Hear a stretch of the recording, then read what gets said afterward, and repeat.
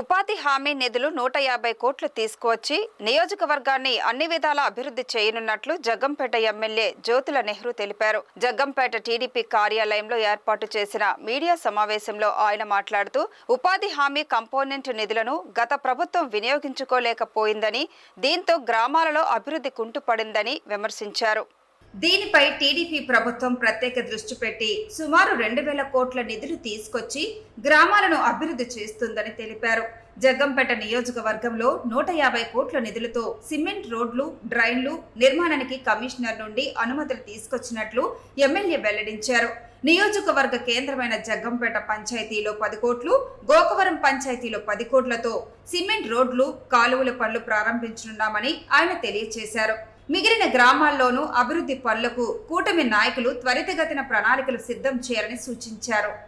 NREGS ఉపాధి హామీ పథకం నిధులు కేంద్ర ప్రభుత్వం నుంచి రావడం మొదలుపెట్టిన దగ్గర నుంచి కూడా ఆంధ్రప్రదేశ్ ప్రభుత్వం అగ్రగామిగా దీన్ని ఉపయోగించుకోవడం జరిగింది. అన్ని ప్రభుత్వాలు కూడా ఎక్సెప్ట్ జగన్మోహన్ రెడ్డి ప్రభుత్వం తప్పించి మన జగ్గంపేట నియోజకవర్గానికి ప్రథమ దశగా మేజర్ పంచాయతీలు అయినటువంటి హెడ్ క్వార్టర్ అయినటువంటి నియోజకవర్గానికి హెడ్ క్వార్టర్ అయినటువంటి జగ్గంపేట గ్రామ పంచాయతీకి 10 కోట్ల రూపాయలు కేవలం సిమెంట్ రోడ్లు, డ్రైన్స్ నిర్మాణం చేయడానికి, అలాగే గోకవరం మేజర్ పంచాయతీకి 10 కోట్ల రూపాయలు, అది సిమెంట్ రోడ్లకి, డ్రైన్స్ నిర్మాణం చేయడానికి శాంక్షన్ రావడం జరిగింది ఇప్పటికే కమిషనర్ పంచాయతీరాజ్ నుంచి.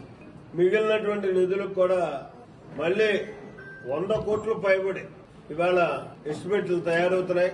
ప్రతి గ్రామంలోని ఉన్నటువంటి మిగిలినటువంటి సిమెంట్, గతంలో మేము వేసినటువంటి సిమెంట్ రోడ్లు కాక మళ్లీ ఇవాళ వేయాల్సినటువంటి మిగిలి ఉన్నటువంటి సిమెంట్ రోడ్లన్నీ సంపూర్ణంగా పూర్తి చేసే విధంగా, డ్రైన్స్ అన్ని కూడా ఎన్ని డ్రైన్స్ ఉంటే అంత డ్రైన్స్ కూడా పూర్తి చేసే విధంగా ఇవాళ ఎస్టిమేట్లు తయారు చేస్తున్నాం.